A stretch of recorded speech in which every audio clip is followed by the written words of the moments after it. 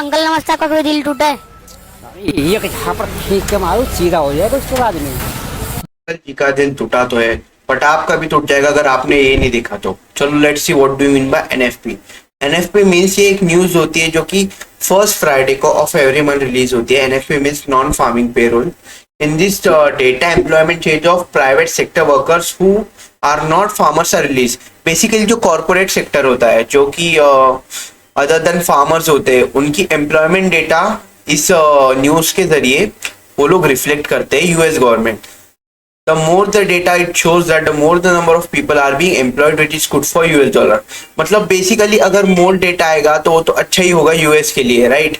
कि मोर कि ज्यादा लोगों को एम्प्लॉयमेंट मिल रहा है। If the data is less than forecast, अगर वहाँ की मीडिया का जो फोरकास्ट है या बैंक का जो फोरकास्ट है उससे अगर डेटा कम आता है तो उससे पता चलता है कि people have lost their job which is not good for US dollar. So basically US dollar और गोल्ड का क्या होता है, वाइस वर्सा होता है। इफ यूएस डॉलर ऊपर जाएगा तो गोल्ड नीचे जाएगा, और if gold is getting weaker then US will get stronger.